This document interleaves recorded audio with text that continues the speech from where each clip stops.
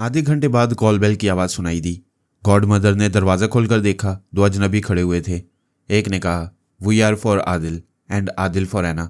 ट्रीसा ने कहा, all right, अंदर आ जाओ और अपना सामान ले जाओ। वो अंदर गए, फिर दाऊद की लाश उठाकर बाहर लाए, उसे गाड़ी के पिछले हिस्से में डाला, फिर वहां से चले गए। ट्रीसा ने इत्मीनान की सांस ली। एक बड़ी मुसीबत टल गई थी। वो दरवाज़ा बंद करके अंदर आई। जिस कमरे से लाश ले जाई गई थी वहां जरासीम कुछ दवाएं स्प्रे की जा रही थीं। मामिला और मैक्सी टीवी कैमरा और दीगर आलात दूसरे कमरे में ले आए। थोड़ी देर बाद ऐना ने फ़ोन पर बताया कि अब उसे स्क्रीन पर देखा जा सकता है। उन्होंने रिसीवर रखकर आलात को ऑपरेट किया। स्क्रीन पर फिर वही हॉल नजर आया, जिसके फर्श पर सोने की ईंटें बिछी हुई थीं। वहां अब एक सोफे का इजाफा हो गया था। उस पर ऐना और आदिल बैठे हुए थे। आदिल ने कहा, मम्मी, आपने ऐना से कहा था कि आप मुझसे खुश हैं, क्या दिल से खुश हैं? वह मुस्कुराकर बोली, दिल से सिर्फ खुशी नहीं हूँ, दिल से तुम दोनों को दुआएं दे रही हूँ। ऐना ने कहा, मम्मी, आप अच्छी तरह जानती है कि मैं आपके एतमाद को ठेस नहीं पहुंचाऊंगी। आप हुक्म देगी तो आदिल को छोड़कर आ जाऊंगी, लेकिन इसे याद करते करते रोते रोते मर जाऊंगी। बेटी, मैंने तुम्हें बेमौत मरने के लिए पैदा नहीं किया है। ये ख्याल दिल से निकाल दो कि मैं तुम्हें आदिल से जुदा करूंगी। आदिल माफिया के उसूलों पर पूरा उतर रहा है। मैं इस खूबरू नौजवान को अपना दामाद बनाऊंगी। मामिला ने कहा, ऐना, मम्मी के इस फैसले से हम सब बहुत खुश हैं, लेकिन तुम जानती हो कि कानून की रूह से तुम बालिग नहीं हो। 2 बरस बाद तुम्हारी शादी की उम्र होगी और माफिया के असूलों के मुताबिक लड़कियां कम से कम 22 बरस तक ट्रेनिंग हासिल करती हैं। इस हिसाब से तुम 4 बरस के बाद आदिल की दुल्हन बन सकोगी। तुम 4 बरस कह रही हो? मैं 400 बरस तक आदिल का इंतजार करूंगी। जब तक शादी नहीं होगी हम दोस्त की हैसियत से मिलते रहेंगे। गॉड मदर ने कहा, तुम दोनों की दोस्ती पर किसी को एतराज़ नहीं होगा। क्या तुमने आदिल को बताया कि हमारी फैमिली में शामिल होने के लिए शादी से पहले बड़े बड़े कारनामे अंजाम देने होंगे? आदिल ने कहा, ऐना ने मुझे बताया है। इसके मुताबिक ये पहला बड़ा कारनामा है। ये तकरीबन 20 करोड़ डॉलर का सोना है।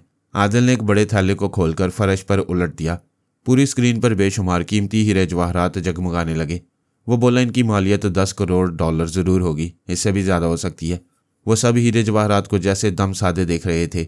दुनिया की बदनाम तरीन माफिया तंजीम के करता धरता होने के बावजूद वो जिंदगी में पहली बार इतनी दौलत एक जगह देख रहे थे। आदिल ने एक बड़े बैग की तरफ इशारा करके कहा, इसमें 50 लाख पाउंड्स हैं। ये नकद रकम कल यहाँ के फ़लस्तीनी मुजाहिदीन के पास पहुँच जाएगी। बाकी तकरीबन 30 करोड़ डॉलर का ख़जाना है, याना कि मम्मी यानी मेरी होने वाली सास के लिए है। गॉड मदर ने मुस्कुराकर कहा, बेटी को शादी से पहले वहाँ नहीं रहना चाहिए, ख़जाने के साथ यहाँ जाना चाहिए। ऐना ने कहा, मैं अभी आ सकती हूँ, लेकिन आपके यहाँ आते ही इंटेलिजेंस वाले इस बंगले के अतराफ मंडलाने लगे हैं। आदिल ने कहा, मेरा ख्याल है एयरपोर्ट पर मम्मी, मामिला और मैक्सी पर किसी किस्म का शुबा किया गया है, यानी ये तीनों इंटेलिजेंस वालों की नज़रों में है। वॉन लुई ने पूछा, क्या तुम ऐसी बातें बनाकर खजाना देने की बात टाल रहे हो? मुझे बातें बनाने और टालने की ज़रूरत ही क्या है? मैं वैसे भी तुम्हारी बहन को वापस ना करूं तो तुम क्या बिगाड़ लोगे? मैं चैलेंज करता हूं, आओ और अपनी बहन के साथ ये सारा खजाना ले जाओ। गॉड मदर ने बेटे से कहा, तुमने बड़ी बेतुकी बात कह दी है। आइंदा मेरी मौजूदगी में मुझसे बढ़ चढ़ कर बोलोगे तो मुंह तोड़ दूंगी। तुम मेरी ज़िंदगी में छोटी बहन से दुश्मनी कर रहे हो। वह सर झुकाकर बोला, सॉरी मम्मी। वो आदिल से बोली, तुम जिन खतरात का जिक्र कर रहे हो उन्हें किस तरह दूर किया जा सकता है? आदिल ने कहा, मुझे यकीन है कि सिर्फ आपका बेटा इंटेलिजेंस वालों की नज़रों में नहीं आया। हालांकि ये भी एयरपोर्ट गया था, लेकिन इसका आधा चेहरा पट्टियों के पास छुपा हुआ है। अगर ये भी माँ बहनों से अलग हो जाए, यहाँ से निकलकर सुबह तक किसी खुफिया रिहाइशगाह में पहुँच जाए, तो सुबह ऐना इस खजाने के साथ भाई के पास पहुँच जाएगी। गॉड मदर ने कहा, तुम्हारी बात समझ में आ रही है। तुम चाहते हो वॉन लुइन, ऐना और ख़जाना किसी दूसरी जगह महफूज रहें और मैं मामेला और मैक्सी के साथ यहाँ हालात का जायज़ा लेती रहूँ। वाकई तुम हमारी बेहतरी की बातें कर रहे हो? आदिल ने पूछा। वॉन लुइन का क्या ख्याल है? वो बोला, मुझे अफसोस है कि मैंने तुम्हारे मुताल्लिक गलत राय कायम की थी। कोई बात नहीं, तुम ज़ख्मी हो, तन्हा गाड़ी ड्राइव नहीं कर सकोगे और ऐसी हालत में कोई नई खुफिया रिहाइश का तलाश नहीं कर सकोगे। लिहाजा एक और मशवरा देता हूँ, तुम यहाँ ऐना के पास आ जाओ। यहाँ बहन भी है और ख़जाना भी। गॉड मदर सोच में पड़ गई। बेटी एक अजनबी के हत्थे जड़ी हुई थी, बेटा भी वहाँ जाकर फंस जाएगा तो वो दोनों को कहाँ ढूंढती फिरेगी? स्क्रीन पर सिर्फ एक हॉल नज़र आ रहा था। ये पता नहीं चल रहा था कि वो खजाने वाली जगह कहाँ है। फिर दूसरी सोच ये थी कि बेटा मर्द है, समझदार है, वहाँ पहुँचेगा तो छोटी बहन का सहारा बनेगा और वह खुफिया जगह भी देख लेगा। वो जगह मालूम हो जाए तो फिर माँ अपने बच्चों की हिफाजत के लिए आंधी तूफान की तरह पहुँच जाएगी। ऐना ने पूछा, मम्मी आप क्या सोच रही हैं? प्लीज़ आप आदिल पर भरोसा करें।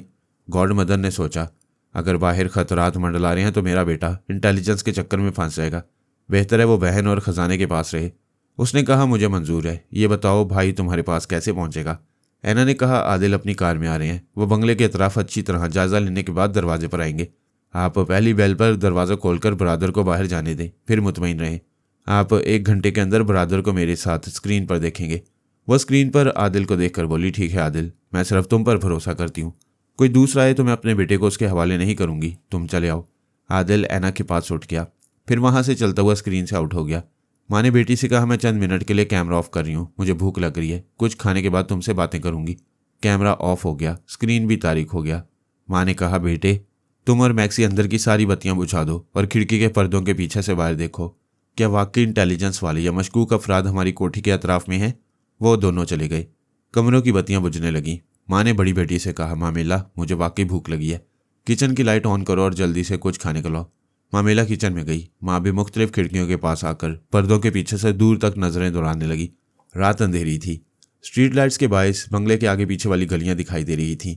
वो गलियां वीरान और सुनसान पड़ी थीं।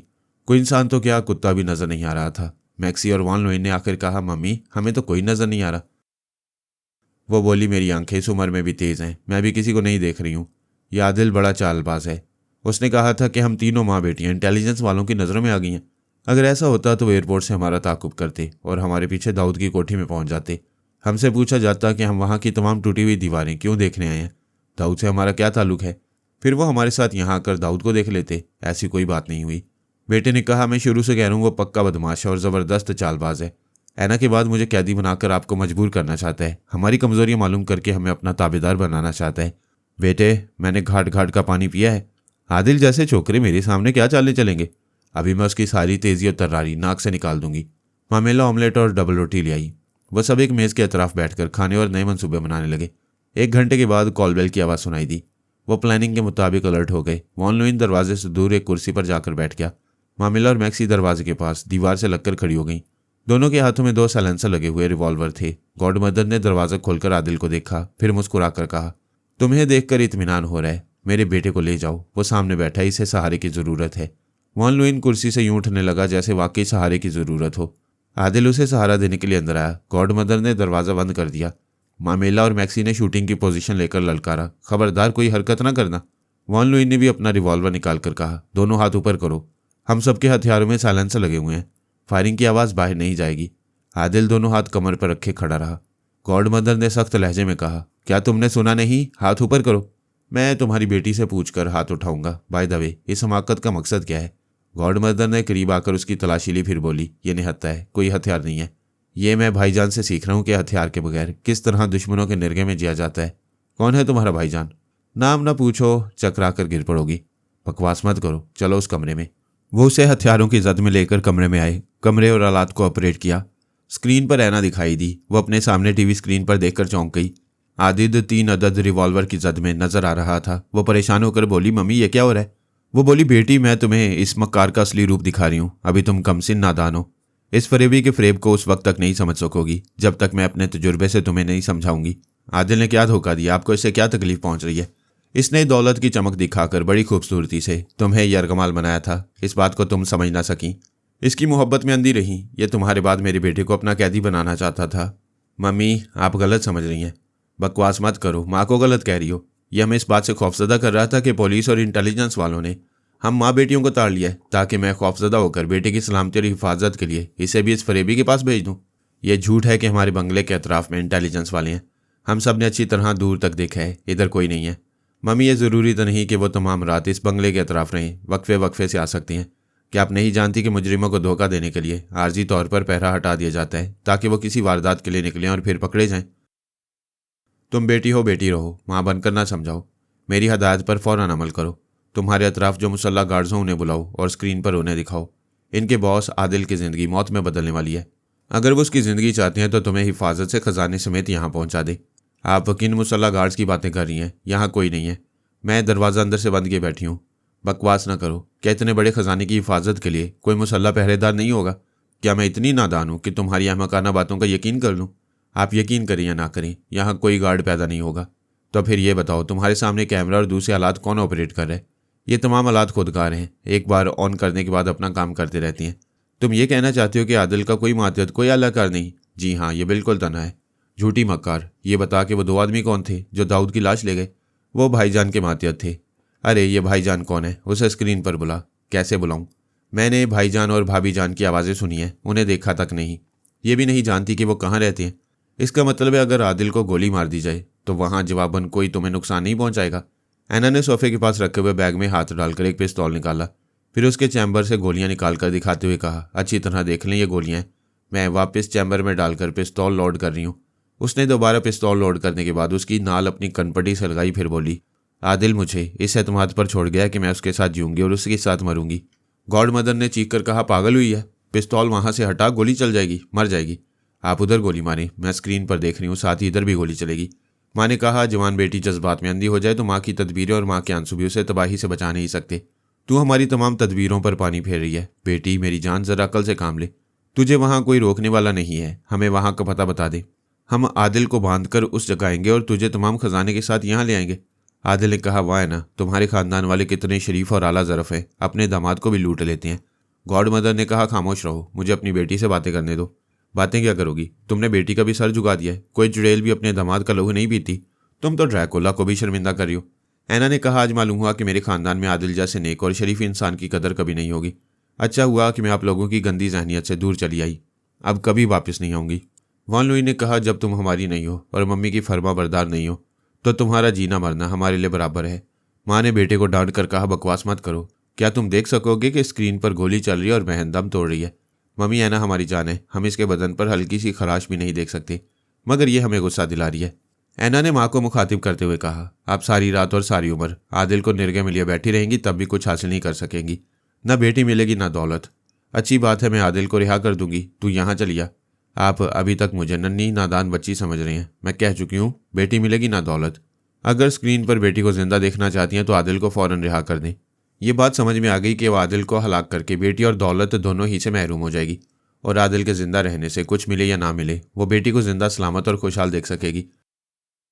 उसने कहा, अच्छी बात है, मेरी ममता मुझे एक बहुत बड़ी बाजी हारने पर मजबूर कर रही है, मैं इसे रिहा करती हूँ। ऐना ने कहा, मुझे रिहाई का यकीन इस तरह आएगा कि आप सब स्क्रीन पर नजर आते रहेंगे और आदिल स्क्रीन से आउट हो जाएगा, और जब तक वो मेरे पास नहीं आएगा मैं आप लोगों से स्क्रीन पर बातें करती रहूंगी। गॉड मदर के हुक्म से वॉन लुइन, मामेला और मैक्सी ने साइलेंसर निकालकर अपने अपने रिवॉल्वर बिस्तर पर फेंक दिए। आदिल ने मुस्कुराकर ऐना को देखते हुए कहा, मैं अभी आ रहा हूँ। गॉड मदर ने आदिल से कहा, तुमने ये समझ लिया कि मैं खुद गर्ज और मौका परस्त हूँ, दुनिया का कोई हथियार मुझे नहीं मार सकता, औलाद की मोहब्बत मुझे मार देती है, जाओ तुम जीते में हारी। वो मुस्कुराता हुआ स्क्रीन से आउट हो गया। माँ ने थोड़ी देर बाद कहा, है ना, वो यहाँ से दूर जा चुका होगा, अपनी कनपट्टी से रिवॉल्वर हटा लो। वह पिस्तौल हटाकर बोली, आदिल के साथ आपका सलूक देखकर मुझे बहुत दुख हुआ, लेकिन आपकी ममता पर मुझे फख्र है। मुझे जिंदा सलामत देखने के लिए आपने इतना बड़ा खजाना छोड़ दिया।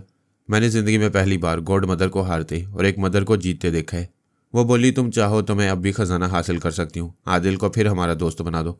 सॉरी मम्मी, दोस्ती नहीं हो सकेगी, क्योंकि आपके दिल में सिर्फ औलाद के लिए जगह है, दामाद के लिए कभी जगह पैदा नहीं होगी। आप किसी वक्त भी दामाद को इसलिए गोली मार देंगी कि दूसरा दामाद आ जाए। आपने इसी तरह अपनी ज़िंदगी में 5 शौहर बदले।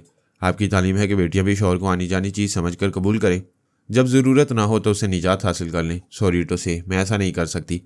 मैं आपके पेट से पैदा हुई हूँ, मगर एक शौहर के लिए हुई हूँ। मैं बड़ी देर से वॉन लुइन के अंदर मौजूद था। अगर ऐना अपनी माँ को आदिल के कत्ल से बाज न रख पाती तो मैं उसे वहाँ से निकाल ले जाता, लेकिन इतनी देर इसलिए इंतज़ार किया कि इन लोगों पर हमारी टेलीपैथी ज़ाहिर ना हो। अगरचे मैंने ज़ाहिर नहीं किया, लेकिन टेलीपैथी के चक्कर में पड़ना उनके मुकद्दर में था। टेलीफोन की घंटी बजने लगी। वॉन लुइन ने रिसीवर उठाकर कान से लगाया, फिर कहा, हेलो, कौन है? दूसरी तरफ से टेरी हार्ट ने कहा, मैं इंटेलिजेंस डिपार्टमेंट से बोल रहा हूँ। इंटेलिजेंस डिपार्टमेंट से? उसने अपनी माँ को देखकर ऊंची आवाज़ में कहा, ताकि माँ बहनों को मालूम हो जाए कि उनका मुहासबा होने वाला है। टेरी ने कहा, जी हाँ, मैं इस डिपार्टमेंट का चीफ हूँ। आज जो तुम्हारे यहाँ एक बूढ़ी खातून और एक जवान लड़की अमेरिका से आई हैं, क्या वो मौजूद है? जी हाँ, उनमें से एक मेरी माँ और दूसरी बहन है, और तुम्हारी बहन का नाम मैक्सी है। मैं इंक्वायरी के सिलसिले में उससे बातें करना चाहता हूँ, उसे रिसीवर दो। वॉन लुई ने रिसीवर के माउथ पीस पर हाथ रखकर कहा, मम्मी, इंटेलिजेंस का चीफ है, मैक्सी से बात करना चाहता है। टेरी ख्याल खोने की परवाज करके वॉन लुइन के अंदर चलाया था। उसके जरिए पूरे खानदान का हाल मालूम कर रहा था। गॉड मदर ने कहा, वो मैक्सी से क्यों बातें करना चाहता है? लाओ रिसीवर मुझे दो। गॉड मदर ने ट्रीसा को रिसीवर पकड़ते ही सांस रोक ली, फिर कहा, बेटे खतरा है, कोई मेरे दिमाग में आना चाहता है। मैं ट्रीसा की बात सुनकर पूरी तवज्जो से उनके मामलात में दिलचस्पी लेने लगा। ये मालूम करना ज़रूरी हो गया था कि उनके दरमियान कौन ख्याल ख्वानी करने वाला आ रहा है। वो रिसीवर कान से लगाकर बोली, हेलो, मैं ट्रीसा बोल रही हूँ, अपनी बेटी मैक्सी के साथ अमेरिका से आई हूँ। आप किस सिलसिले में बात करना चाहती हैं? बात का ताल्लुक जिससे है मैं उसी से करूँगा, वरना इंक्वायरी के सिलसिले में घर के अंदर घुसता चलाऊँगा। आप यहाँ आने की जहमत ना करें, मेरी बेटी से बात करें। माँ ने रिसीवर बेटी की तरफ बढ़ाया। वो उसे कान से लगाकर बोली, हेलो, मैं मैक्सी बोल रही हूँ। खूब बोल रही हो, जितनी हसीन हो उतनी आवाज़ भी रस भरी है। मिस्टर चीफ, आप काम की बात करें। काम की बात यह है कि तुम लोगों के खिलाफ बड़ी सख्ती से इंक्वायरी का हुक्म है। मैं चाहता हूं तुम लोगों पर सख्ती ना हो, खासकर मैं तुम्हें परेशान नहीं देख सकता। तुम्हारा शुक्रिया ये तो मालूम हो हमारे खिलाफ इंक्वायरी क्या है। ऐसा कहते वक्त मैक्सी ने पराई सोच की लहरों को महसूस किया, फिर फौरन ही सांस रोक ली। टेरी ने कहा, तुम्हारी एक और बहन वहाँ बैठी हुई है, क्या उसे भी योगा में महारत हासिल है? जी हाँ, हम सब योगा के माहिर हैं। क्या तुम ही मेरी मम्मी के और फिर मेरे दिमाग में आने की कोशिश कर रहे थे? हाँ, बड़ा ज़बरदस्त खानदान है तुम्हारा। अगर तुम्हारा ये भाई जख्मी ना होता तो मुझे यहाँ जगह ना मिलती। इसका मतलब है तुम इंटेलिजेंस के चीफ नहीं हो? मुझे तो अपनी भी खबर नहीं रही कि मैं कौन और क्या हूँ। तुम्हारे इश्क में खुद को भुला चुका हूँ। आज तुम्हें एयरपोर्ट पर देखा, कसम खाता हूँ कि ऐसा मकनातीसी हुस्न पहले कभी नहीं देखा था। मैं बहुत ज़्यादा खूबरू नहीं हूँ, लेकिन काबिल कबूल सूरत रखता हूँ। शायद तुम मुझे एक बार देखकर पसंद कर लो। वो मुस्कुरा कर बोली, मैं तुम्हें बगैर देखे पसंद करी हूँ, क्योंकि तुम में दो बड़ी खूबियाँ हैं। तुमने मुझे खुश कर दिया है। वो दो खूबियाँ क्या हैं? एक तो ये कि तुम मर्द हो, दूसरी खूबी ये कि टेलीपैथी जानते हो। मेरी मम्मी और मेरे भाई को तुमसे मिलकर खुशी होगी। मुझे अफसोस है मैं तुम्हारे खानदान के किसी और फर्द से मिलना गवारा नहीं करूँगा। क्यों गवारा नहीं करोगे? इसलिए कि मैं कानून का मुहाफिज हूँ। माफिया तंजीम को अपने मुल्क में पनपने नहीं दूंगा, वो सब जेल में जाएंगे और तुम मेरे घर में शरीफाना ज़िंदगी गुजारने आओगी। क्या तुम जबरन मुझसे मोहब्बत हासिल करोगे? दिल से मोहब्बत करोगी तो जबर का सवाल ही पैदा नहीं होगा। ठंडे दिमाग से गौर करो, मैं फिर रब्ता करूँगा। उधर से रब्ता ख़त्म कर दिया गया। मैक्सी ने रिसीवर रखते हुए कहा, यह नई मुसीबत गली पड़ गई है। वो टेलीपैथी जानता है, फिर ये कि कानून का मुहाफिज है। कहता है मुझे अपने घर ले जाएगा और तुम सबको जेल पहुंचाएगा। आखिर ये है कौन? तुम किसी तरह उसे राज़ी करो कि हमसे मुलाकात करे। वो किसी से मिलना गवारा नहीं करता। आप अंदाज़ा करें मम्मी, उसके पास दो बड़ी ताकतें हैं। एक तो कानून का मुहाफिज है, दूसरे टेलीपैथी जानता है। हम में से जिसे चाहे जब चाहे कहीं भी घसीट कर ले जा सकता है। गॉड मदर ने दोनों हाथों से सर थाम लिया। एना अपनी जगह बैठी अपने टीवी स्क्रीन पर माँ और भाई बहनों को देख रही थी।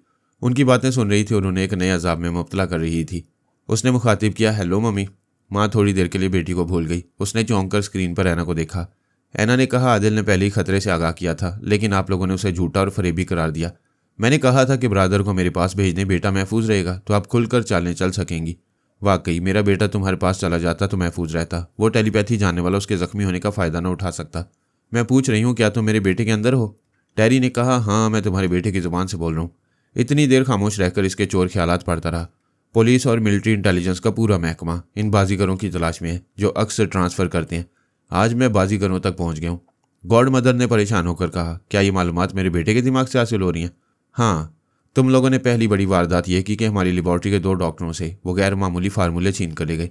वो फार्मूले हमारे किसी काम के नहीं हैं, हम उसे तुम्हारे हवाले कर देंगे। झूठ ना बोलो, फार्मूले तुम्हारे बड़े काम आएंगे। तुम्हारी बेटी मैक्सी ने तिब्बी साइंस में बहुत बड़ी डिग्री हासिल की है। वो इन फार्मूलों को पढ़कर गैर मामूली कुव्वतें हासिल करने की दवाएं तैयार कर सकती है। मैक्सी ने कहा, मुझसे कहीं मुलाकात करो, हम प्यार मोहब्बत से सारे मामला तय करेंगे। मैं तुमसे शादी करके तुम्हारे लिए वो गैर मामूली दवाएं तैयार करूंगी। मैं तुम्हारी इस बात पर गौर करूंगा। लेकिन तुम्हारे भाई और बहनों ने बैंक में डाका डाला। फिर तुम्हारे भाई ने साहिल पर हैरी रॉबसन को कत्ल किया। जुराइम की फहरिस्त तवील है। तुम लोगों ने दाऊद को आखिरी वक्तों में हब्से बेजा में रखा। अगरचे उसे कत्ल नहीं किया, लेकिन उसकी लाश को गैर इंसानी तरीके से कहीं फेंकवा दिया।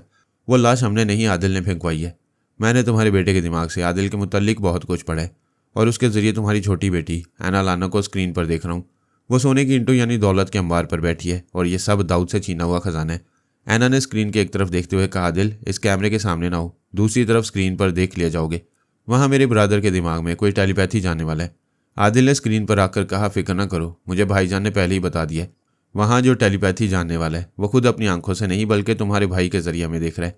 इस तरह वो हमारा हुलिया और नाक नक्शे के मुतल्लिक कुछ मालूमात हासिल कर सकता है, मगर हमारे चेहरे नहीं देख सकता और ना ही आइंदा हमें कहीं देखकर पहचान सकता है। वैसे समझदार है, मेरे और तुम्हारे दिमाग में आने की हमाकत नहीं कर रहा। टेरी ने वान लुइन की जुबान से कहा, बहुत चहक रहे हो। मैंने अभी हुक्म सादिर किया है। तिलबैब के तमाम मकानों और इमारतों पर छापे मारे जाएंगे। चंद घंटों में यह खजाना सरकारी तहवील में और तुम दोनों हवालात में पहुंचोगे। तुम इतने वसी पैमाने पर तलाशी के लिए ख्वामखा पुलिस और फौज को जहमत दे रहे हो। मैं 10 मिनट के बाद खुद ही यहाँ का पता बता दूंगा। क्या 10 मिनट के अंदर ये सारा खजाना यहाँ से ले जा सकोगे? बिल्कुल नहीं। मैं इतनी देर स्क्रीन पर खजाने के साथ मौजूद रहूँगा, इसके बाद हम गायब हो जाएंगे। सिर्फ ये मकान और ख़जाना रह जाएगा। मैं एक घड़ी देख रहा हूँ। 10 मिनट गुजरने से पहले ये बता दो तुम कौन हो। ये तो मैं अल्पा को बताऊंगा। अल्पा का ब्रेन, वो रवानी में कहते कहते रुक गया। अकल आ गई, संभल कर बोले, ये क्या बकवास है? तुम किस अल्पा की बात कर रहे हो? मैंने आदिल के जरिए कहकर लगाया, फिर कहा, उसी की बात कर रहा हूँ जिसका ब्रेन वॉश किया गया है। नॉनसेंस, क्या यही बेतुकी बातें करने के लिए 10 मिनट का वक्त ले रहे थे? मैंने सोचा था 10 मिनट लगेंगे, लेकिन 1 मिनट के अंदर ही मैंने मालूम कर लिया कि यहूदी खुफिया तंजीम में 2 टेलीपैथी जानने वाले हो गए हैं और किसी वजह से अल्पा फिलहाल नाकारा है। तुम संभल कर रहो, तुम्हारा कोई पुर्जा हमारे हाथ आएगा तो तुम भी नाकारा हो जाओगे और नई यहूदी तंजीम टेलीपैथी जाने वालों के बगैर यतीम हो जाएगी। दूसरी तरफ खामोशी रही। अब वॉन लुइन की जुबान नहीं बोल रही थी। मैंने चुपके से उसके अंदर जाकर देखा, वो नहीं बोल रहा था। मैंने वॉन लुइन की सोच में कहा, मेरे दोस्त टेलीपैथी जानने वाले भाई, तुम इतनी देर से मेरे जरिए बोल रहे हो। मैं चाहता हूँ मुझे अपना आलाकार बना लो, क्या बना लोगे? कोई जवाब नहीं मिला। मैंने फिर उसे जवाब के लिए उकसाया। वो वाकई जा चुका था। उसे यह फिक्र लाहिक हो गई होगी कि ये आदिल कौन है जिसने बातों में उलझाकर यहूदी तंजीम से उसका ताल्लुक मालूम किया, और ये कमजोरी भी जान गया कि फिल वक्त इस तंजीम में एक ही ख्याल ख्वानी करने वाला रह गया। मैंने आदिल की जुबान से कहा, गॉड मदर, तुम एक मोहब्बत करने वाली माँ हो। तुमने मेरी ऐना को पिस्तौल से खुदकुशी करने से बचा लिया। इस एहसान के बदले मैंने अभी तुम्हारे बेटे के दिमाग से उस टेलीपैथी जाने वाले को थोड़ी देर के लिए भगा दिया है। माँ ने खुश होकर पूछा, क्या सच कह रहे हो? वो मेरे बेटे के दिमाग से चला गया है? वो अपने बेटे के सर को दोनों हाथों से थामकर अपने सीने से लगाकर बोली, मेरे बेटे को टेलीपैथी के अजाब से बचा लो। मैं इसकी सलामती के लिए बड़ी से बड़ी कीमत अदा करने को तैयार हूँ। वॉन लुई ने कहा, मम्मी वाकई वो मेरे दिमाग से चला गया है। अगर होता तो आदिल के जवाब में ज़रूर कुछ बोलता। गॉड मदर ने स्क्रीन पर देखकर कहा, बेटे आदिल, बाय गॉड तुम बाकमाल हो। मैंने बड़ी गलती की जो तुम्हारी कदर नहीं की। तुम हैरत अंगेज सलाहियतों के मालिक हो। मुझे अपनी ऐना पर नाज है कि उसने जीवन साथी के लिए तुम्हारा इंतखाब किया है। आदिल ने कहा, गॉड मदर, मैंने एक एक पल में तुम्हें गिरगिट की तरह रंग बदलते देखा है। इसने मेरी तारीफ ना करो। फिल वक्त तुम्हारी आखिरी ख्वाहिश यही है कि तुम्हारा बेटा टेलीपैथी जानने वाले दुश्मन से हमेशा के लिए महफूज रहे। हाँ बेटा, किसी तरह भी इसे मेरे बेटे के दिमाग से दूर कर दो। आदिल ने ऐना का हाथ थामकर पूछा, तुम क्या कहती हो? मेरे आदिल, वो मेरा माँ जाया है। मैं अपनी माँ का दुख नहीं देख सकूंगी। उन्होंने तुम्हें जान से मार डालने का पूरा इंतजाम कर लिया था, मगर तुम उनकी जानें बचा लो, सिर्फ इसलिए कि उस माँ ने तुम्हारी ऐना को पैदा किया है। आदिल ने कहा, जाओ, मैं ऐना के सदके तुम लोगों को मुआफ़ करता हूँ और उस टेलीपैथी जाने वाले के खिलाफ महाज बनाता हूँ। वो शायद थोड़ी देर के लिए वॉन लुइन के दिमाग में आकर परेशान कर सकता है। इसके बाद मैं उसे हमेशा के लिए भगा दूंगा। पामेला ने कहा, आदिल, मैं भी तुम्हारे खिलाफ थी, मगर अब दिल से तुम्हें चाहती हूँ। एक बात बताओ, वो टेलीपैथी जाने वाला यहूदी है, मुहिब्बे वतन है। तुम्हारी बातों से पता चलता है कि यहूदी तंजीम का अहम फर्द है। तुम उसके मुल्क में रहकर उसके खिलाफ कैसे महाज बनाओगे? हमें किस तरह कानूनी गिरफ्त से बचाओगे? मैं किसी दुश्मन की कमजोरियां मालूम कर लेता हूं तो फिर उसे तिगनी का नाच नचाता हूं, जैसे अभी उसका एक राज मालूम करके उसे यहां से भागने और सोचने पर मजबूर कर चुका हूं। मेरा ख्याल है मैं उसकी दूसरी कमजोरी भी समझ रहा हूं और इसकी तस्दीक के लिए मैक्सी से पूछ रहा हूं, वो फ़ोन पर क्या कह रहा था। मैक्सी ने कहा, दिल, मैंने यहाँ आते ही तुम्हारा नाम दुश्मन की हैसियत से सुना, लेकिन तुमसे बड़ा हमारा दोस्त कोई नहीं है। मैं ऐना को तुम्हारे इंतखाब पर मुबारकबाद देती हूँ। तुम्हारे सवाल का जवाब यह है कि वो ख्याल ख्वानी करने वाला दीवानावार मुझसे मोहब्बत का इजहार कर रहा था। कह रहा था आज पहली बार मुझे एयरपोर्ट पर देखकर आशिक हो गया था। वो कानून का एहतराम करता है, इसलिए मेरी मम्मी, ब्रदर और सिस्टर को जेल में पहुंचाएगा, लेकिन मुझे अपने घर ले जाएगा। इससे जाहिर होता है कि वाकई वो तुम पर मर मिटा है। अब मैं वॉन लुइन से कहता हूँ वो थोड़ी देर के लिए दूसरे कमरे में चला जाए, क्योंकि हम जो बातें करेंगे वो बातें दुश्मन उसके अंदर छुप कर सुनेगा। वॉन लुइन वहां से उठ गया, फिर कमरे से बाहर चला गया। मामेला ने दरवाजे को अंदर से बंद कर दिया। इसके बाद मैंने आदिल की जुबान से कहा, अगर अब भी तुम लोगों ने मेरे खुलूस पर शुबा किया तो मैं किसी को तबाही से नहीं बचा सकूंगा, और अगर मेरी हदायत पर अमल किया गया तो यहाँ के आला हुकाम और फौज के आला अफसरान भी तुम में से किसी को जेल नहीं पहुंचा सकेंगे। कानून के मुहाफिज तुम्हारे करीब से गुजर जाएंगे, मगर तुम्हें हाथ नहीं लगाएंगे। गॉड मदर ने कहा, बेटे आदिल, अब मैं तुम पर अंधा एतमाद करूंगी, बोलो क्या कहते हो? मैंने आदिल के जरिए से कहा, हम उस टेलीपैथी जाने वाले के इश्क के शोलों को भड़काएंगे। इसका तरीका यह होगा कि मैक्सी को ऐना के पास भेज दो। कल सुबह 9 बजे तक एक डमी मैक्सी तुम्हारे पास पहुंच जाएगी। तुम उस डमी मैक्सी को आज़ादी से घूमने फिरने और उस दीवाने से इश्क करने दोगी। वो डमी 24 घंटों में उससे आशिक का तख्ता कर देगी। तुम सिर्फ मैक्सी को भेजने के लिए कह रहे हो, मैं तमाम बच्चों को तुम्हारी पनाह में भेजना चाहती हूँ। अभी तुम्हारा बेटा आएगा तो दुश्मन उसके अंदर छुप कर हमारी खुफिया रिहाइशगाह तक पहुँच जाएगा। फिलहाल आप मैक्सी को भेजें, मैं उसे लेने आ रहा हूँ। उनके दरमियान यह मामला तय हो गए। मुझे तवक्को थी कि मैं इन मामला से निमटने के दौरान यहूदी तंजीम का कुछ हाल मालूम कर लूँगा या उस टेलीपैथी जाने वाले टैरी को ट्रैप कर लूँगा। टैरी अचानक ही वॉन लुइन के दिमाग से चला गया था। असल बात यह थी कि एक्सरे मैन उसके अंदर छुपा हुआ आदिल से होने वाली गुफ्तगू सुन रहा था। जब उसने देखा कि टैरी गुफ्तगू की रवानी में एक फाश गलती कर बैठा है तो उसने उसे वहां से चले आने पर मजबूर किया ताकि वो कोई दूसरी बड़ी गलती न कर बैठे। उसने टैरी को हुक्म दिया कि वो ताहुक्म सानी वॉन लुइन के पास जाकर आदिल से मुज़ाकरात नहीं करेगा। एक्सरे मैन कभी खुद को जाहिर करके ऐसे अहकामात सादिर नहीं करता था। आदम ब्रदर्स में से कोई नहीं जानता था कि कोई एक्सरे मैन उनके दिमागों पर हुकूमत कर रहा है और उनका ही लहजा इख्तियार करके अपने किसी हुक्म की तामील यूं कराता है जैसे वो आदम ब्रदर्स किसी के हुक्म से नहीं बल्कि अपनी ही सोच और फैसलों की तामील कर रहे हो। एक्सरे मैन ने टैरी को इसकी गलती पर पछताने और शर्मिंदा होने के लिए छोड़ दिया। फिर सोचने लगा, ये नौजवान आदिल कौन है? कमबख्त ने कैसी हेरा फेरी से मालूम किया था कि अल्पा का ब्रेन वॉश किया गया है और ये कि यहूदी तंजीम में फिल वक्त एक ही ख्याल ख्वानी करने वाला है। वॉन लुइन के ख्यालात ने बताया था कि आदिल ने दाऊद का खजाना हासिल किया था। आदिल ने दाऊद की लाश ठिकाने लगाई थी। आदिल गॉड मदर के घर आकर 3 रिवॉल्वरों के दरमियान घिर जाने के बावजूद जिंदा वापस चला गया। आदिल ने इसी शहर के किसी खुफिया रिहाइशगाह में दौलत का अंबार लगाया था। जो काम था वो आदिल कर रहा था और तनहा कर रहा था। उसके किसी गैंग या किराए के आलाकारों का कोई नामो निशान न था। और ये शदीद हैरानी और बेहद परेशानी की बात थी कि जो नौजवान तनहा बड़े बड़े कारनामे अंजाम दे रहा हो और अपनी जहानत से एक टेलीपैथी जाने वाले को भागने पर मजबूर कर रहा हो, वो किस कदर खतरनाक होगा।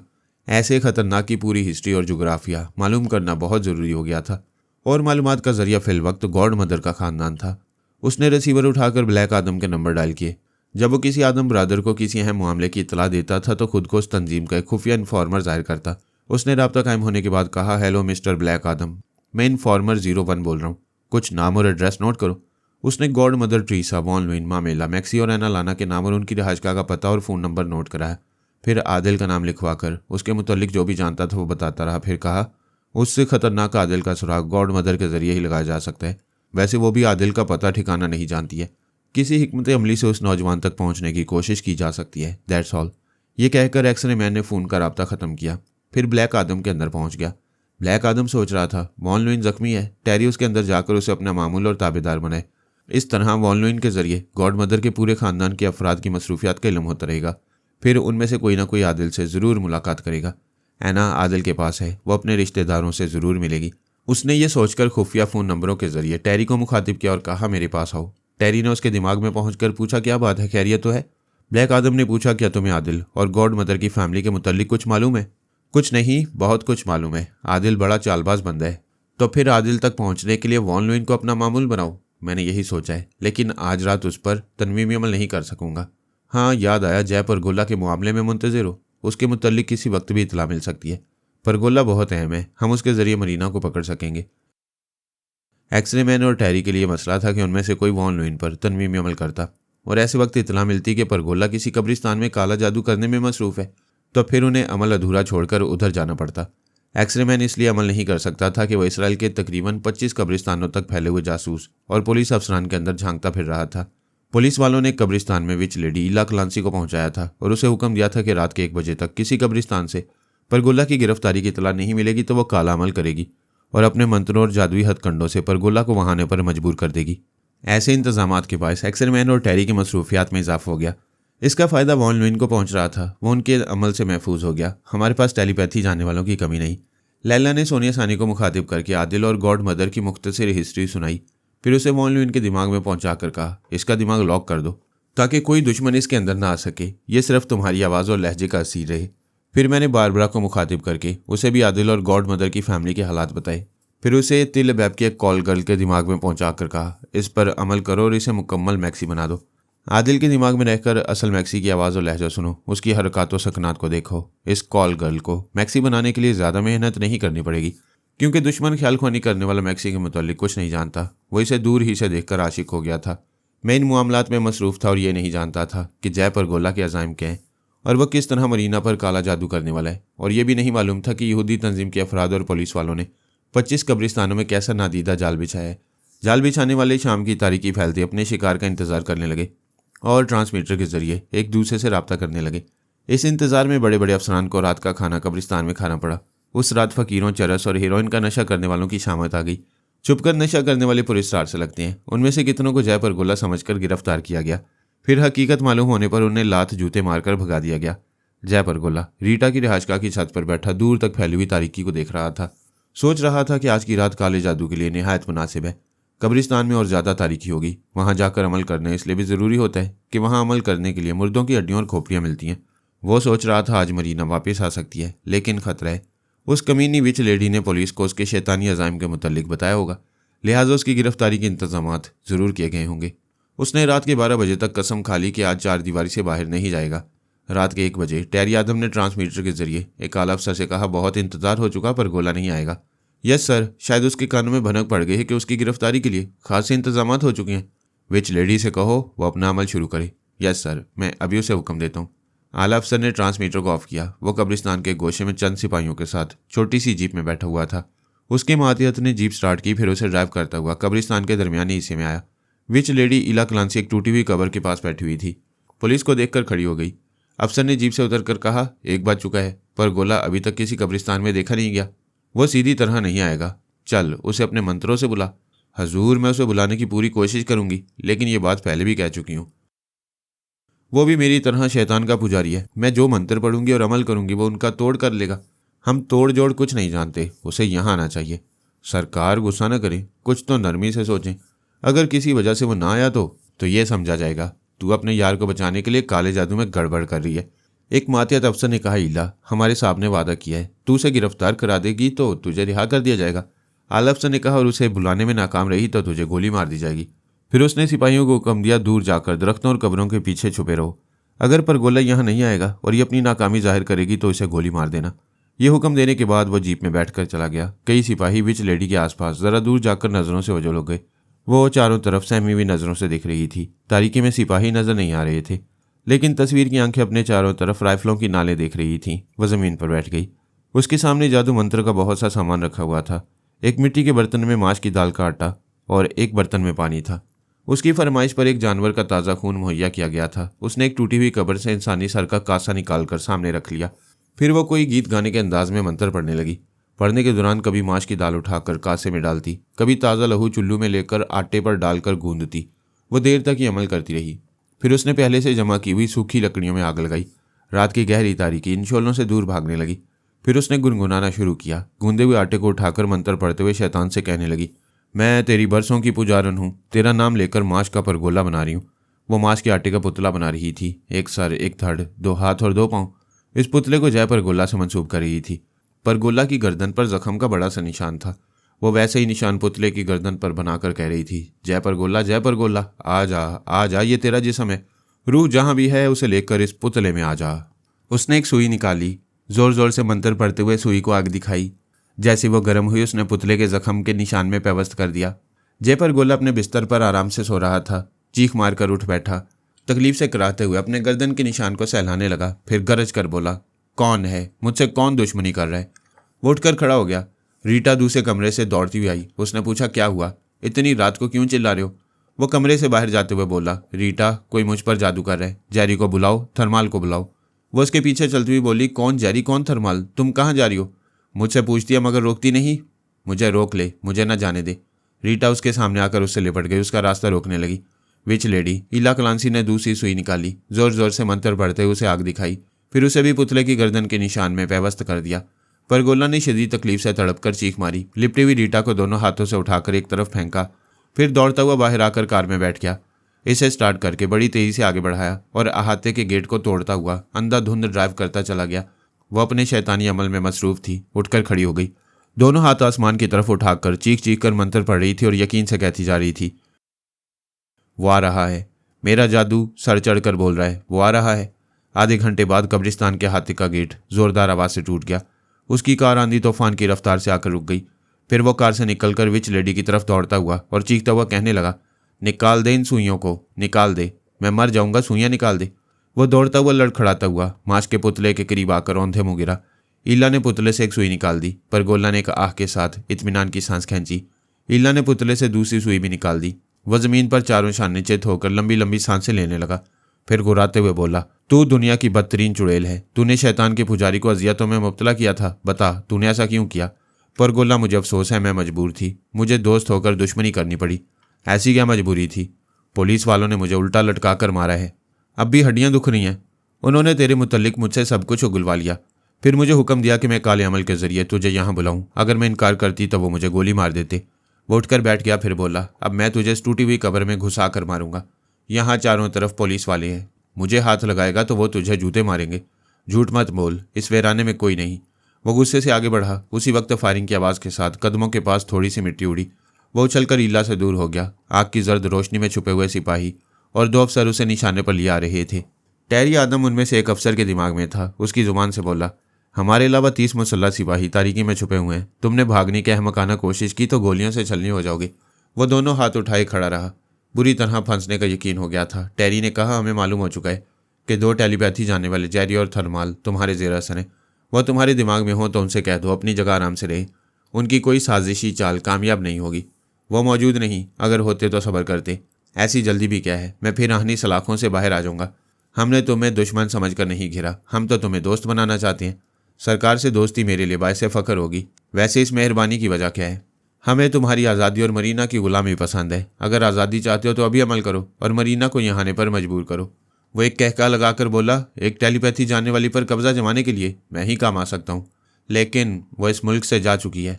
तुम झूठ बोलते हो। मरीना इसी मुल्क और इसी शहर में है। मैं पिछली रात ही अपने काले इलम से मालूम कर चुका था। तुम यकीन करो या ना करो, वो जा चुकी है। टेरी ने ख्याल खुआने की परवाज़ की, फिर परगोला के दिमाग में पहुंचकर कहा, मुझे मालूम था कि तेरे दिमाग में जगह मिल जाएगी और तो खुद को ऐसे जाहिर करेगा जैसे पराई सोच की लहरों को महसूस नहीं कर रहा। एक बार मरीना तेरे फ्रेम में आकर तेरी कनीज बन गई थी। जय परगोला ने इल्ला को घूर कर कहा, इस कुतिया ने तुम्हें बता दिया कि मेरी शैतानी खोपड़ी किसी ख्याल खुआनी करने वाले से मुतासिर नहीं होती और ना ही कोई मुझ पर तनवीर में अमल कर सकता है। हाँ, तेरी ऐसी तमाम शैतानी कुव्वतों का हमें इल्म है। हमने इसी के मुताबिक तेरा बंदोबस्त किया है।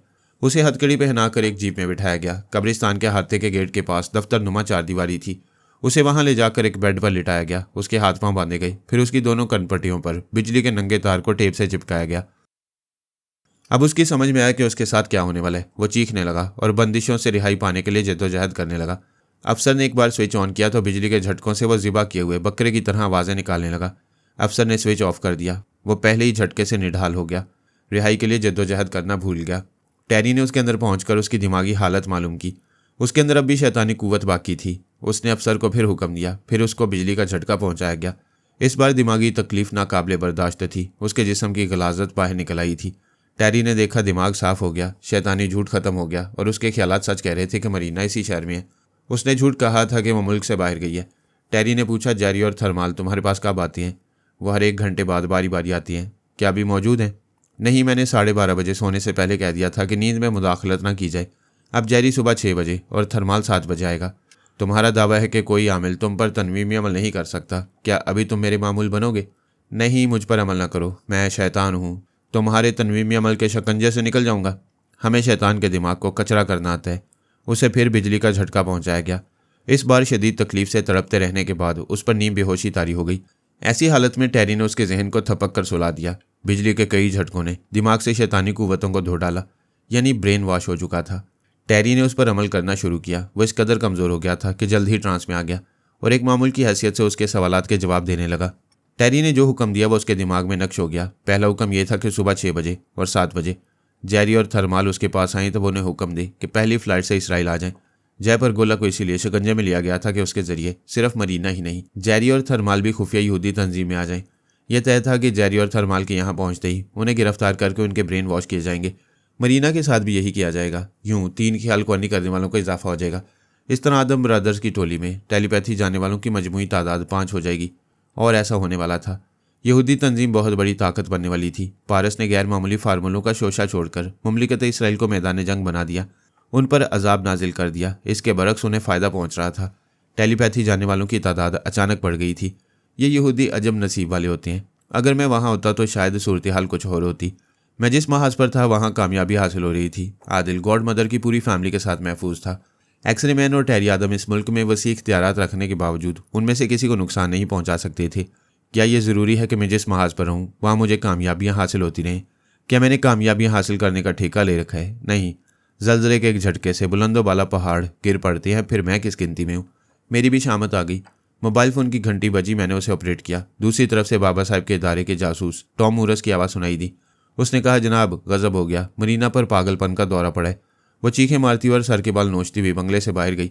इससे पहले कि मैं रोकता वो कार में बैठकर कहीं चली गई। मैंने कहा, इत्मीनान रखो, मैं देखता हूँ ऐसा क्यों हो रहा है।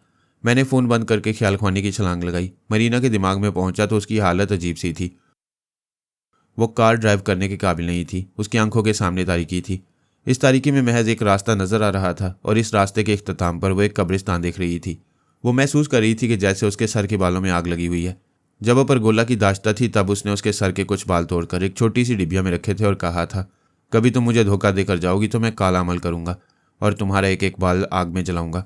तुम्हें सर के बालों में आग सी लगी हुई महसूस होगी, फिर तुम इस आग में जलती हुई मेरे पास आ जाओगी। और अब यही हो रहा था।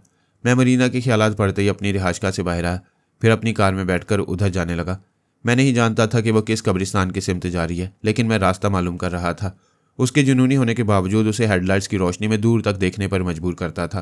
कोई मखसूस इमारत या साइन बोर्ड देखकर मालूम हो जाता कि वो किन रास्तों से गुजर रही है। मेरे जहन में यही बात थी कि जय परगोला कब्रिस्तान में तन्हा होगा या उसके 2-4 चेले होंगे। मैं उनसे आसानी से निमट लूँगा। मैं ख्वाबो ख्याल में भी ये सोच नहीं सकता था कि एक्सरे मैन और टेरी आदम जय परगोला के जरिए मरीना को ट्रैप कर रहे हैं। जो जाल उसके लिए बिछाया गया है उसके पीछे भागते भागते मैं भी उसमें फंसने वाला हूँ। और जब शामत आती है तो आदमी वो नहीं करता जो करना चाहिए, बल्कि वो करता है जो नहीं करना चाहिए। मैं मरीना के दिमाग को काबू में करके उसे अपने पास आने पर मजबूर कर सकता था, लेकिन मैंने ऐसा नहीं किया।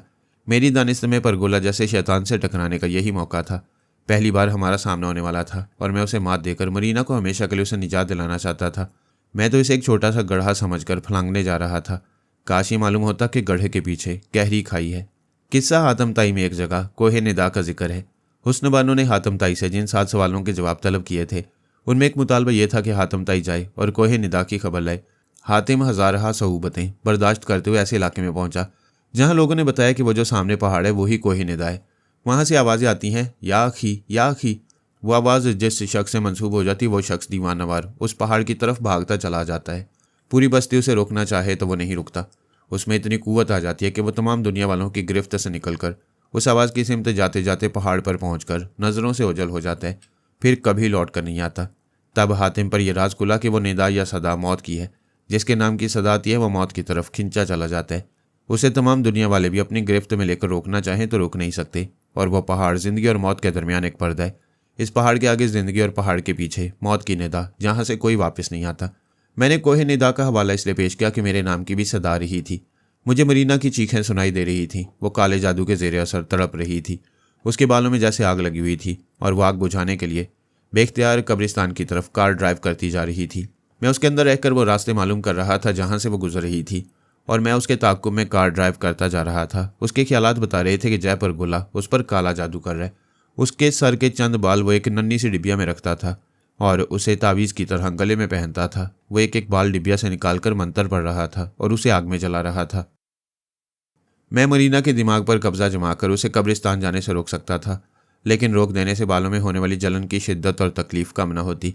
फिर जय परगोला से टकराने का भी इरादा था। ऐसे वक्त मैं सोच भी नहीं सकता था कि मरीना को परगोला अपने लिए नहीं, खुफिया यहूदी तंजीम के लिए काले अमल से बुला रहा है।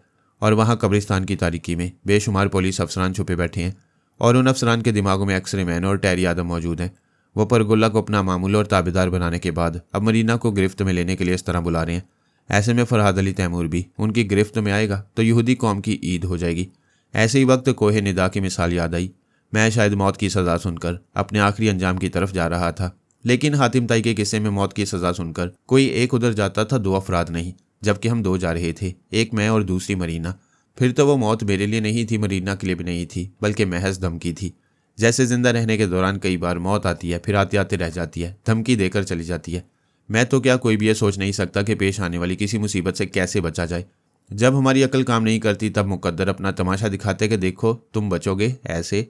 अचानक ही मैंने ब्रेक लगाते हुए अपनी कार को रोका और ख्याल खोने का सिलसिला जारी रखते हुए देखा। उधर मरीना ने भी अचानक अपनी गाड़ी इसलिए रोकी कि उसके सामने दूसरी गाड़ी ने आकर रास्ता रोक लिया था। वह तकलीफ की शिद्दत से चीखती हुई बोली, हट जाओ, मेरा रास्ता छोड़ दो, मुझे जाने दो। रास्ता रोकने वाली गाड़ी के अगले 2 दरवाजे खुले। एक औरत और एक नौजवान बाहर आए। मैंने कहा, मरीना, ये परगोला के आलाकार हो सकते हैं। कार से निकलकर वापसी के रास्ते पर भागो, मैं आ रहा हूँ। मैंने उसी रास्ते की तरफ आने के लिए कार स्टार्ट की, फिर आगे बढ़ाते हुए मरीना के पास पहुंचा। पता चला इस जवान ने करीब आकर मरीना को दोनों बाजू में दबोच लिया है। औरत ने मरीना की आस्तीन फाड़ दी और उसके बाजू में इंजेक्शन की सुई घोंप दी। इसके बाद मेरी सोच की लहरें वापस आ गईं, क्योंकि वह बेहोश हो गई थी। बेहोशी के बाद एहसासात तकरीबन मुर्दा हो जाते हैं, इसीलिए बड़े से बड़े ऑपरेशन के वक्त चीर फाड़ करने के बावजूद मरीज को तकलीफ का एहसास नहीं होता। फिर ऐसे हालात में मरीना को अपने बालों में जलन की तकलीफ भला कैसे महसूस होती। वो पुरसुकून हो गई थी। उसे सुकून पहुंचाने वाला वो जवान आदिल था और औरत थी लैला। लैला ने मेरे अंदर आकर कहा, मैंने और आदिल ने इसे काबू में कर लिया, अब परगोला का जादू बेअसर रहेगा। मैंने कहा, यह तुमने क्या किया? मैं परगोला तक पहुंचना चाहता था और मैं नहीं चाहती थी कि आप वहां जाएं। थोड़ी देर पहले आदिल ने मुझे बताया था कि समुद्र के किनारे जब डमी हैरी को गोली मारी गई थी तो पुलिस ने जय परगोला को गिरफ्तार किया था। यकीनन यहूदी तंजीम वालों ने परगोला की अच्छी तरह पिटाई की होगी। उसके दिमाग में घुसकर बहुत सी मालूमात हासिल करने के अलावा ये भी मालूम किया होगा कि वो जादुई अमल से मरीना को बुला सकता है। मैंने कायल होकर कहा, हाँ दुरुस्त कहती हो। यहूदी टेलीपैथी जानने वाले ने परगोला को ऐसा करने पर मजबूर किया होगा। इस तरह सिर्फ मरीना ही नहीं, 2 और टेलीपैथी जानने वाले जेरी और थर्माल भी उनकी गिरफ्त में आने वाले होंगे। यूं समझ में आता है कि कब्रिस्तान में जय परगोला तनहा नहीं होगा। यहूदी तंजीम के बड़े बड़े ओहदेदार वहां तारीकी में हथियारों के साथ छुपे हुए होंगे। लैला ने मुस्कुराकर पूछा, मान गए ना कि मैंने बर वक्त जाल में फंसने से रोका है। मेरी कार उनके करीब पहुंच गई थी। आदिल ने मरीना को उठाकर अपनी गाड़ी की पिछली सीट पर लिटा दिया। इसके बाद मरीना की कार की नंबर प्लेट उखाड़ रहा था, क्योंकि इन नंबरों से ही मालूम हो जाता कि वो कार टॉम मूरस की है। इंक्वायरी करने वाला ख्याल ख्वानी करता तो मालूम होता कि टॉम मूरस ने मरीना से शादी की है। यूं दुश्मन फिर मरीना तक पहुंच जाते। मैंने कहा, शाबाश आदिल, तुम बड़ी हाजिर दिमागी से काम कर रहे हो। अपनी भाभी के साथ जाओ, मैं बाद में आऊँगा। लैला ने पूछा, आप कहाँ जा रहे हैं? वहीं जहाँ तुमने जाने से रोका है। आप जानबूझकर खतरा मोल लेने क्यों जा रहे हैं? पहले अनजान बनकर जा रहा था, इसलिए वहाँ खतरा था। अब तो उनका सारा खेल मेरे सामने है। तुम फिक्र न करो, मरीना का ख्याल रखो। आदिल जाने के लिए कार स्टार्ट कर रहा था। मैंने उससे पूछा, अगर मरीना के होश में आने के बाद परगोला ने फिर अमल किया और इसे तकलीफ में मुब्तला किया तो तुम क्या करोगे? उसे जवाब में कहना चाहिए था कि वो फिर इसे बेहोशी का इंजेक्शन लगा देगा, लेकिन उसने कहा, भाईजान, जब बार बार वही एक तकलीफ हो तो उस तकलीफ को जड़ से उखाड़ फेंकना चाहिए। मैं उस तरह तैयार रखूंगा, मरीना का सर मोड़ डालूंगा। जब उसके सर में बाल ही नहीं रहेंगे तो परगोला अमल किस पर करेगा? मैंने एक जोरदार कहका लगाया, फिर उसकी पीठ पर हाथ मारकर कहा, जाओ। वो लैला के साथ मरीना को लेकर चला गया। वाकई ये बात काबिले गौर थी कि परगोला के पास मरीना के चंद बाल होंगे, जिन्हें वो आग में जलाकर उसके सर के बालों में आग लगाने का एहसास पैदा करता था। जब मरीना के सर पर बाल ही नहीं रहेंगे तो उसका काला अमल जलन की तकलीफ कहाँ पैदा करेगा? आदिल का जवाब मरीना के लिए शायद काबिले कबूल ना होता, मगर बचाव का आखिरी रास्ता यही था। मैंने अपनी कार आगे बढ़ाई। ये नहीं मालूम था कि परगोला किस कब्रिस्तान में बैठा अमल कर रहे। तिल अबैब के मुजाफात में कई कब्रिस्तान थे। मैंने सोचा, काला जादू मरीना को जिस रास्ते पर खींच रहा था, मुझे उसी रास्ते पर चलना चाहिए। शायद रास्ते के तरफ में वो मतलूबा कब्रिस्तान नजर आ जाए। मेरे लिए उसकी पहचान यही हो सकती थी कि वहाँ दूर कहीं आग जल रही होगी। इस आग में वो मरीना के बाल जला रहा होगा। एक आध घंटे में सुबह होने वाली थी। जय परगोला अमल करते करते थक गया। उसके डिब्बे में मरीना के सर के जितने बाल थे वो उसने एक एक करके सभी जला दिए, लेकिन वो हाजिर नहीं हुई। वो परेशान होकर शैतान को पुकारने लगा। उसके पास बैठी हुई इल्ला ने कहा, परगोला, तुझे हुआ क्या है? क्या मंत्र भूल गया? सारे बाल जला दिए, डिबिया खाली कर दी, फिर वो क्यों नहीं आ रही?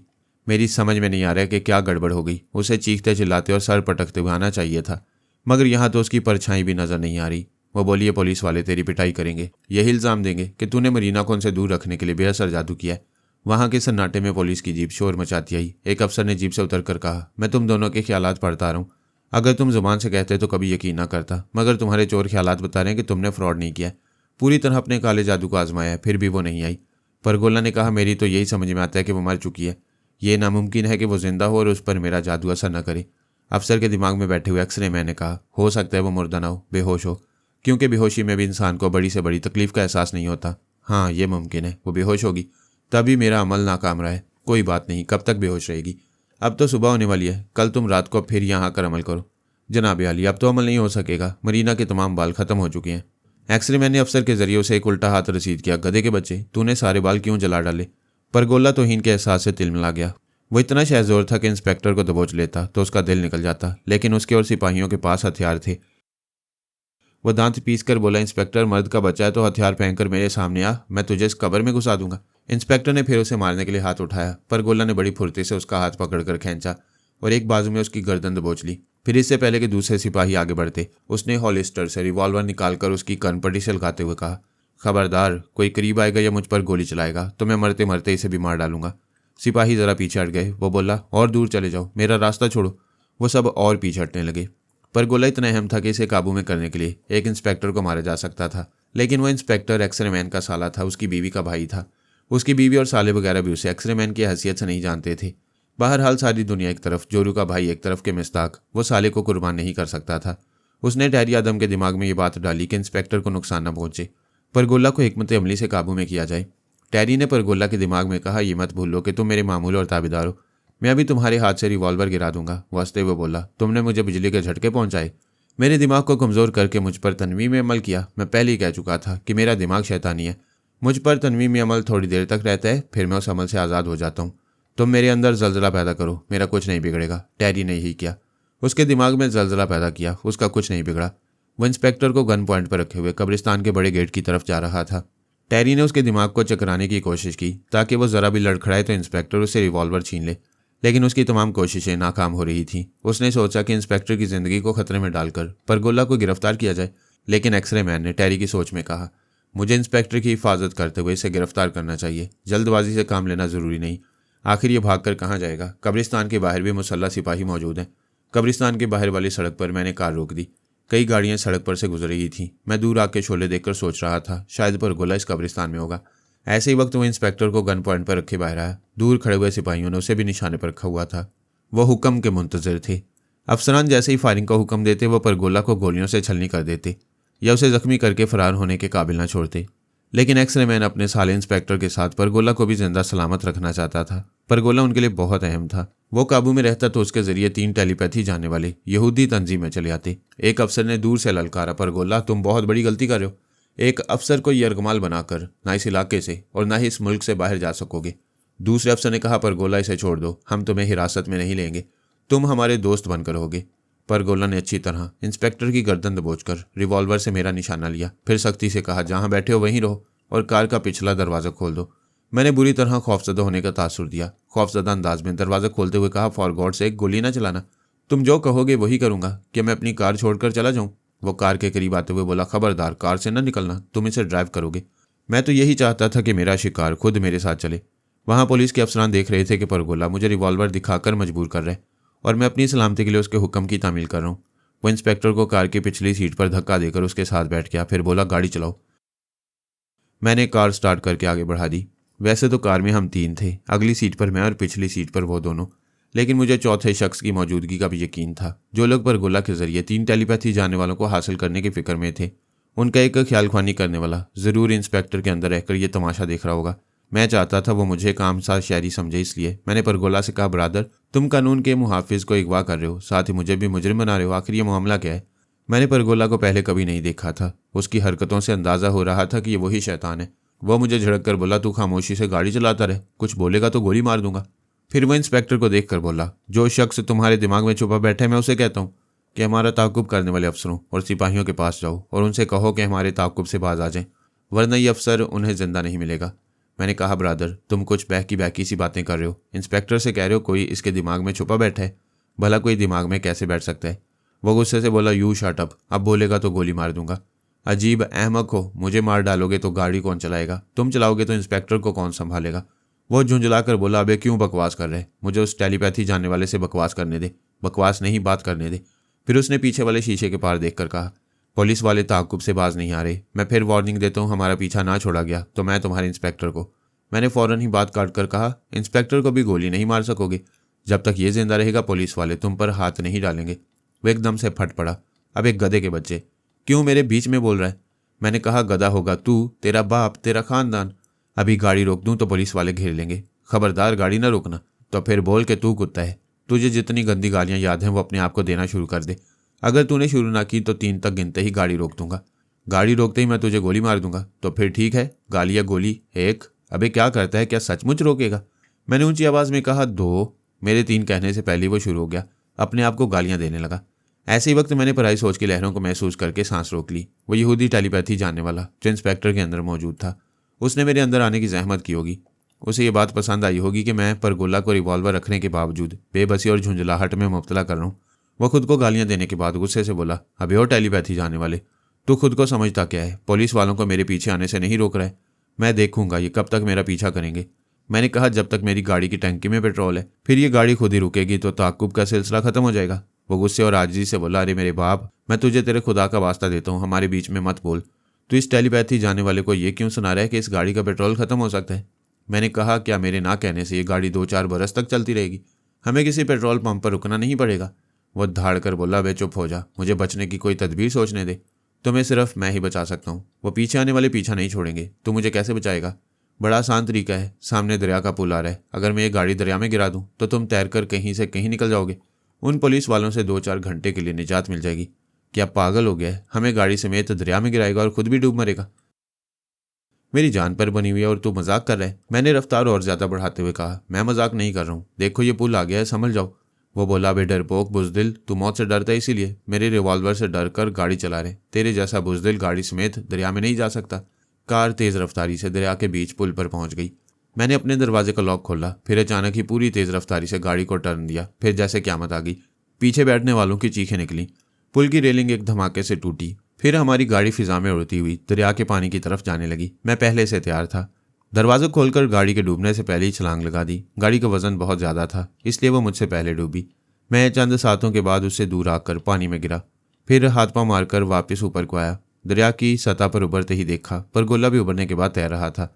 मैंने कहा, पुलिस वाले पुल पर खड़े देख रहे हैं, उनसे छुपना चाहते हो तो पानी के अंदर ही अंदर तैरते रहो। ये कहते ही मैंने डुबकी लगाई, फिर अंदर ही अंदर तैरने लगा। जो योगा में महारत रखते हैं वो दूर तक नजरों में आए बगैर पानी के अंदर सफर कर सकते हैं। मैंने थोड़ी देर बाद पर गोला को एक हाथ फासले पर तैरते हुए देखा। हम दरिया के बहाव के साथ जा रहे थे, इसलिए तेजी से दूर निकल रहे थे। वो दरिया समुद्र में आकर गिरता था। अगर हम 2-2.5 घंटे तक तैरते रहते तो समुद्र में पहुंच जाते। मैं एक अंदाजे के मुताबिक 1.25 घंटे में किनारे पर आ गया। साहिल की मिट्टी पर चारों शाने चित होकर गहरी गहरी सांसें लेने लगा। सर घुमाकर इधर उधर देखा। तकरीबन 50 गज के फासले पर गोला पानी से उभरकर साहिल की तरफ आ रहा था। फिर वो भी किनारे आकर गिर पड़ा। वहां दूर तक वीरानी थी। दरख्त और छोटे बड़े पहाड़ी टीले दिखाई दे रहे थे। दिन निकल आया था। पर गोला ने लेटे ही लेटे सर उठाकर मुझे घूंसा दिखाते हुए कहा, मैं तुझे जिंदा नहीं छोड़ूंगा, मैं अभी आ रहा हूँ, तेरी हड्डियां तोड़ दूंगा। मैं उठकर बैठ गया। वो बोलते बोलते चुप हो गया। मैंने ख्याल ख्वानी की छलांग लगाई। उम्मीद तो नहीं थी कि वो अपने दिमाग में आने देगा, लेकिन जगह मिल गई। इसकी वजह यह थी कि जैरी उसके पास पहुंचा हुआ था, इसलिए वो मेरी सोच की लहरों को महसूस नहीं कर रहा था। जैरी ने उसके पास आते ही कहा, बॉस, आपका गुलाम जैरी अपने वक्त पर हाजिर है। क्या आप खैरियत से हैं? पिछली रात से मुसीबतों में मुब्तला हूँ। अब शायद पुलिस वालों से निजात मिल गई है। यहाँ इस वीराने में एक पागल है, मैं इसकी पिटाई करने जा रहा हूँ। जब वो सांस रोकने के काबिल ना रहे तो इसके दिमाग में घुसकर मालूम करना कि आखिर ये जान पर खेलने वाला शख्स कौन है। उठकर बैठ गया। फिर बोला, एक बात अच्छी तरह याद रखो, अगर मैं तुमसे और थरमाल से यहाँ आने को कहूँ तो हरगिज़ अपना खुफिया अड्डा और अपना मुल्क छोड़कर ना आना। आप क्या कह रहे हैं? क्या हम आपके हुक्म से इनकार कर दें? हाँ, ऐसे वक्त समझ लेना कि मैं दुश्मनों के दबाव में आकर तुम दोनों को बुला रहा हूँ। तुम लोग आओगे तो मेरी तरह मुसीबत में फंस जाओगे। यहूदी तंजीम की यही कोशिश है कि वो तुम दोनों को किसी तरह ट्रैप करे। वो उठकर खड़ा हो गया। फिर मेरी तरफ आते हुए बोला, क्या तू पागल खाने से आया? तूने अपनी गाड़ी भी डुबाई, हमें भी डुबाने में कोई कसर नहीं छोड़ी, और खुद भी ये परेशानियां उठाकर यहाँ मेरे साथ आ गया। क्या इसमें तेरी कोई मसलियत है? आखिर तू है कौन? मुझसे पूछने की क्या ज़रूरत है? अभी तो मेरी पिटाई करके मुझे सांस रोकने के काबिल नहीं छोड़ेगा तो जैरी मेरे दिमाग में आकर मेरी हिस्ट्री मालूम कर लेगा। वो मेरे करीब आते आते ठिठक गया। जैरी ने कहा, बॉस, ये टेलीपैथी जानता है। अभी आपके अंदर आकर आपकी बातें सुन रहा था। मैंने कहा, मैं अब भी सुन रहा हूँ। तुम्हारा बॉस मजबूर है मुझे दिमाग से निकालने के लिए। सांस रोकेगा तो तुम भी बाहर निकल जाओगे। पर गोला ने तंबीह के अंदाज में उंगली दिखाकर कहा, मैं तुझे वार्निंग दे रहा हूँ, सीधी तरह अपनी असलियत बता दे, वरना अभी अपाहिज बना दूंगा। पहले ये फैसला हो जाए कि कौन किसे अपाहिज बनाता है। आओ और अपनी हसरतों का मातम करो। उसने आगे बढ़कर हमला किया। नाकाम हुआ। फिर हमला किया। मैंने जवाबी हाथ नहीं दिखाया। अव्वल तो हम बाप बेटे कभी लड़ाई में पहल नहीं करते। दोम ये कि दुश्मनों के हमलों को नाकाम बनाते हुए उसके लड़ने के अंदाज को भी समझते हैं और उसे चिड़चिड़ाहट और गुस्से में भी मुब्तला करते हैं। मैदान मारने का सबसे बुनियादी नुस्खा ये है कि मुकाबिल को गुस्सा दिला दिलाकर पागल कर दो, फिर वो सोच समझ कर लड़ने के काबिल नहीं रहेगा। वैसे भी बेचारे ने पिछली रात पुलिस वालों की बड़ी मार खाई थी। उसे बिजली के झटके भी पहुंचाए गए थे। फिर मैं ऐसे आदमी से क्या लड़ता जो पहले ही अंदर से टूटा हुआ था। चूंकि उसे अपनी शैतानी ताकत पर नाज था, इसलिए मैंने उसे हसरत पूरी करने का मौका दिया। उसने कई हमले किए, धोखे से भी गालिब आने की कोशिशें की, फिर अपनी नाकामियों पर झुंझलाने और जुनून में आकर हमले करने लगा। ऐसे ही वक्त लड़ने वाला मार खाता है। मैंने उसकी अच्छी तरह पिटाई करके ज़मीन पर लिटा दिया। वो गहरी गहरी सांसें लेते हुए बोला, अरे मेरे बाप, अब तो बता दे तू कौन है। मैंने पूछा, क्या तुझे अपने बाप का नाम मालूम है? नहीं, हम जादूगरों की औरतें किसी से शादी नहीं करती, किसी से भी औलाद पैदा करके शैतान के बुत के आगे रख देती हैं। जादूगरों के मखसूस फंड से ऐसी औलादों की परवरिश होती है, इसलिए मुझे अपने बाप का नाम मालूम नहीं है। तो फिर तू मुझे बाप कहकर मुझसे नाम क्यों पूछ रहा है? प्लीज़ सीधा सा जवाब दो, तुम कौन हो? मैं मरीना का मुहाफिज हूँ। तुम्हारी पिटाई करने कब्रिस्तान की तरफ गया था, मगर तुमने तो मुझे पुलिस वालों से बचाया था। मैं निहायत आसानी से बचा सकता था, मगर मैंने दरिया में डुबोकर इसलिए बचाया है कि अपने हाथों से तुम्हारी धुलाई करूं। अब तुम्हारी समझ में आ रहा होगा कि मरीना को ट्रैप नहीं कर सकोगे, और ऐसा नहीं करोगे तो यहूदी तंजीम के लोग तुम्हें यहाँ जीने नहीं देंगे। यहाँ से भागना होगा या फिर यहूदियों के गुलाम बनकर रहना होगा। मैं तुमसे दोस्ती करना चाहता हूँ, मुझे दोस्त बना लो। शैतान किसी का दोस्त नहीं होता, और मैं कभी आस्तीन में सांप पालने की हमाकत नहीं करता। तुम मुझे नाकाबिल एतमाद दुश्मन समझ रहे हो, इसका मतलब अभी मेरे साथ और बुरा सलूक करोगे। मैं कुछ नहीं करूँगा, तुम आधे मर चुके हो, बाकी आधी मौत यहूदियों की छाँव में होगी। मैं उनके साए से भी दूर रहूंगा, भेस बदल कर शहर जाऊंगा, वो मुझे पहचान नहीं सकेंगे। तुम पिछली शाम तक भेस बदल कर छुपे हुए थे, फिर उन्होंने कैसे पहचान लिया? उन्होंने मेरी एक जादूगर साथी को हिरासत में ले रखा है। उन्होंने उसे मजबूर किया था, तब उसने काले अमल के जरिए मुझे कब्रिस्तान में आने पर मजबूर किया था। आज रात भी वो तुम्हारी साथी के जरिए तुम्हें कब्रिस्तान में बुलाएंगे। जाओ, भेस बदलते रहो। मैं पलट कर जाने लगा। उसने आवाज़ दी, रुक जाओ, मुझे तन्हा छोड़कर ना जाओ। मैं तेज़ कदमों से दरिया के किनारे किनारे चलता हुआ उसके दिमाग में पहुंच गया। जैरी कह रहा था, बॉस, ये मालूम नहीं हो सका कि ये कौन था, मगर आपके लिए खतरे की घंटी बजा गया। वाकई आज रात हीला क्लांसी फिर मजबूर होकर आपका पुतला बनाएगी और उसमें सुइयां चुभोकर आपको पुलिस की हिरासत में पहुंचा देगी। हाँ, मैं कब्रिस्तान से फरार होते वक्त ये भूल गया था कि वो ईला के जरिए फिर मुझे पकड़ सकते हैं। मुझे मालूम होता कि वो कुतिया मेरे लिए मुसीबत बन जाएगी तो पहले उसे ख़त्म कर देता। अब तो उससे निजात का एक ही रास्ता है, तुम थरमाल को मेरे पास भेज दो और खुद ईला के पास जाओ। उसके दिमाग में रहकर हालात का जायजा लो, फिर इस तरह हलाक करो कि उसे वो यहूदी ख्यालख्वानी करने वाला बचा ना सके। मैं अभी जा रहा हूँ, आप कुछ मरीना के मुतालिक बताएं, क्या वो आपके मंत्रों से काबू में आ जाएगी? अब तो मंत्रों से मुमकिन नहीं, उसके जितने बाल मेरे पास थे वो मैंने जला डाले हैं। वैसे अब मैं मरीना से उस वक्त तक दूर रहूंगा जब तक इसके इस अजनबी मुहाफिज के मुतालिक मालूमात हासिल नहीं होंगी। मुझे ये सुनकर इत्मीनान हुआ कि परगोला आइंदा काले अमल के जरिए मरीना को सहरज़दा करके अपने पास नहीं बुला सकेगा। मैंने लैला को मुखातिब करके अपने मौजूदा हालात मुख्तसर तौर पर सुनाए, फिर कहा, यह दरिया हैफा से 25 मील दूर समुद्र में गिरता है। नक्शा देखकर मालूम करो कि उधर कौन सी सड़क पुल के जरिए दरिया पर से गुजरती है। आदिल से कहो वो गाड़ी लेकर उस पुल पर आ जाए। आदिल पिछले 2 दिनों से इस कदर मसरूफ रहा कि उसे नींद पूरी करने का मौका ना मिला। जब से एना लाना उसकी ज़िंदगी में आई थी तब से उलझी हुई मसरूफियात का लामुतनाही सिलसिला शुरू हो गया था। यही मसरूफियात क्या कम थी कि एना और आदिल एक दूसरे के दीवाने हो गए थे। ऐसी सूरत में एना की माँ गॉड मदर ट्रीसा और उसके भाई बहनों को यहूदियों की गिरफ्त से बचाए रखने की जिम्मेदारी आयद हो गई थी। एना के भाई वॉन लुइन के जख्मी होने से टेरी को उसके दिमाग में घुसने का मौका मिल गया। यूं यहूदी तंजीम वालों को मालूम हो गया कि माफिया की गॉड मदर की पूरी फैमिली तिल अबैब पहुंची हुई है। जब तक वो उधर मसरूफ रहे, इस अरसे में सोनिया सानी ने जख्मी वॉन लुइन पर तनवीमी अमल किया और उसके दिमाग को लॉक कर दिया ताकि टेरी उसे न पा सके।